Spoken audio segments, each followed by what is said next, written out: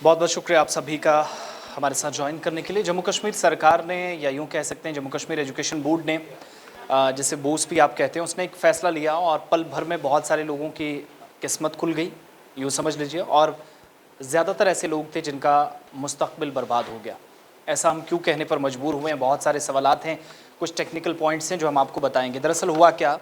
कि board of school education की तरफ से, जैसे पहले state board of school education कहा जाता था और स्टेट का वर्ड इससे पीछे हटा लिया गया, तो बोर्ड ऑफ स्कूल एजुकेशन जो मौजूदा वक्त में भी यूटी के अंदर काम करता है,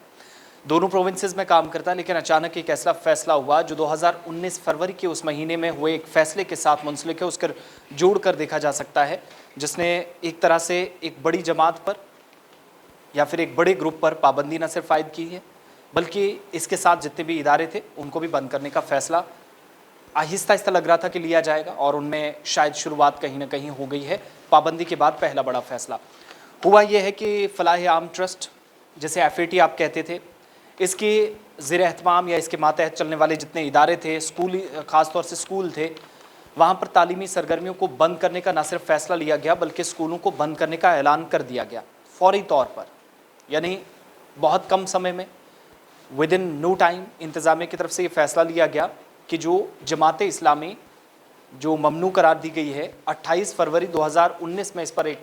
आपको याद होगा कि जब भारत और पाकिस्तान की सरहदों पर काफ़ी तनाव था, 14 फरवरी को इसी महीने के दौरान 2019 में पुलवामा अटैक भी हुआ था, तो सारी चीज़ें चल रही थी और सब कुछ ठीक ठाक नहीं था। एक दूसरे पर इल्ज़ामात का सिलसिला बहुत ज़्यादा था और मोरद इल्ज़ाम एक दूसरे को ठहराया जा रहा था। उसी बीच जमात इस्लामी को पाबंदी कर दी जाती है, इसे बैन कर दिया जाता है। 28 तारीख को फैसला आता है। अब जाकर तकरीबन 2.5 बरसों के बाद, या तीसरी बरसी 5 अगस्त को होगी और 31 अक्टूबर को भी, जब मरकज़ का ज़ेर इंतज़ाम इलाका 31 अक्टूबर 2019 को जम्मू कश्मीर और लद्दाख बना था और 5 अगस्त सबसे बड़ा फ़ैसला माना जाता था, तो हुआ ये कि उस फैसले के बाद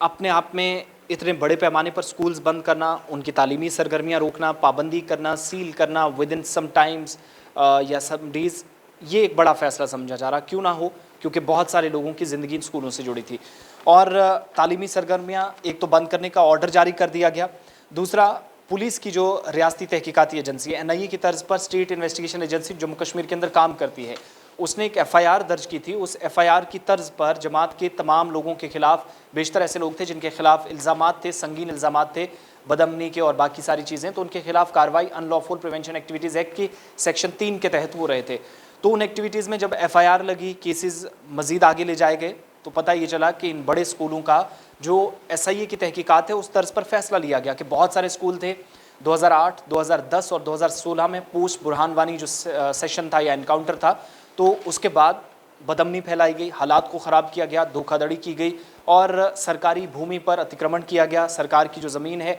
गैर कानूनी काबिज़ीन यहाँ आज भी मौजूद हैं, ये सरकार मानती है।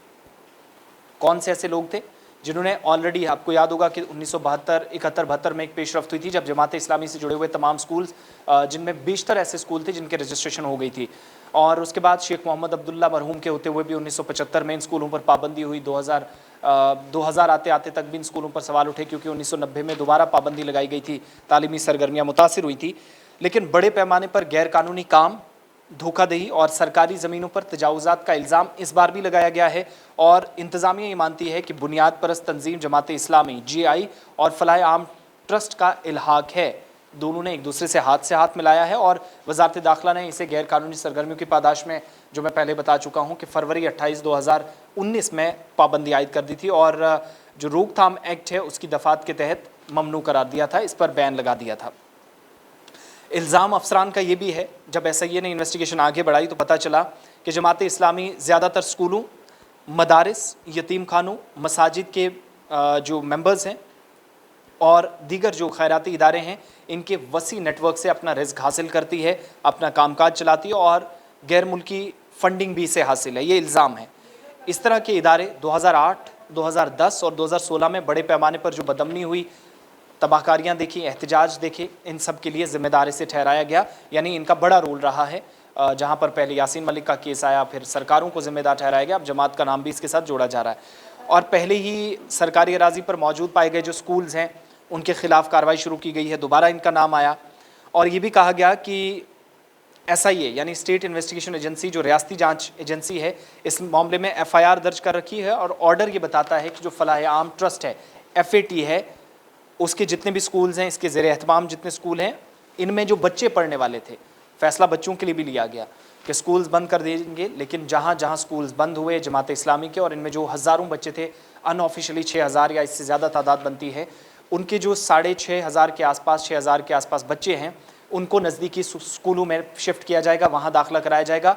मुतलका अहदेदार यानी कंसर्न अथॉरिटीज़ एजुकेशन डिपार्टमेंट की और बिलखुसूस चीफ एजुकेशन ऑफिसर्स पर सबसे बड़ी जिम्मेदारी होगी कि वो इन बच्चों का दाखिला दूसरी जगह कैसे कराएंगे, इनकी तालीमी सरगर्मियाँ मुतासिर ना हो, इनका मुस्तकबिल तारीख ना बने, इसका फ़ैसला उन्हें साथ साथ लेना है। ये तो बच्चों के लिए कह दिया है, लेकिन उसातिज़ा का क्या, उनका क्या कसूर? जब रजिस्ट्रेशन